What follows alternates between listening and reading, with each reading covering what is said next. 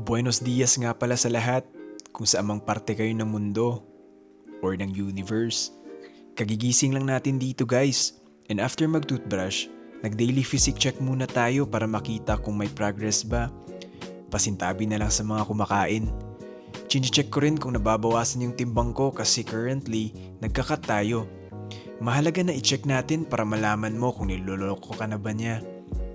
Tinatrack ko rin yung daily pictures ko dito sa Heavy app guys. Pwede nyo rin siyang i-download if gusto nyong mas ma-monitor yung progress nyo. Kagabi pala, nag-clone ako ng SSD kasi kailangan ko yung 2TB storage ko for my footage. Sobrang mahal na kasi ng memory card at storage ngayon. Last 2024 nabili ko lang yung 2TB storage ko ng 10k. Ngayon, umaabot na siya ng 20k. Halos times 2 na yung presyo. Grabe talaga yung AI ngayon.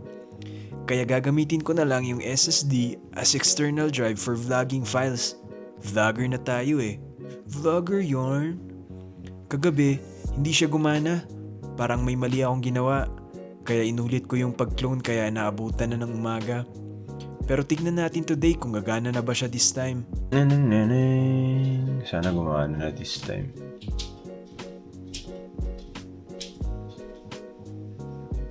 Yun guys, nag-loading siya. Ayun nga pala yung aso ko, si Dexter. And syempre, ibabalik na natin yung laptop sa original form niya. Screw lang natin ng maayos para safe. Kasi baka masira pa yung laptop. Ito naman yung ginagamit para gawing external drive yung SSD. Ang tawag dito is enclosure. Enclosure yung tawag pag nakita kayo ng ex mo after breakup para may enclosure.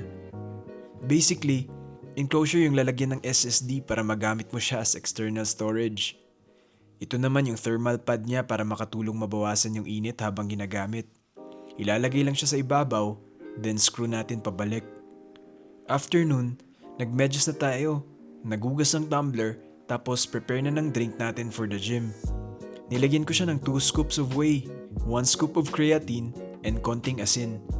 Creatine is good for recovery and strength, kaya staple na siya sa routine ko. Then shake. Prepare na ng tubig, gym essentials, sapatos, and let's go! Syempre, maglalakad lang tayo papunta sa gym guys. This past few weeks, medyo malamig talaga dito sa Spain, lalo na dito sa Salamanca. Dito ko na-realize na akala ko lang gusto ko yung malamig, pero hindi pala. Dumaan din muna kami sa grocery store para bumili ng kape para may energy si Queen. Ako, pass muna sa coffee kasi nagkape na ako ng isang araw. And ayan, nandito na tayo sa gym. Huwag na tayong magsing ng oras. Warm up muna, then diretso agad sa first exercise. Magpo-pull ups tayo dito guys. Usually 8 to 10 reps lang ako dito kasi medyo mahina pa talaga ako sa back.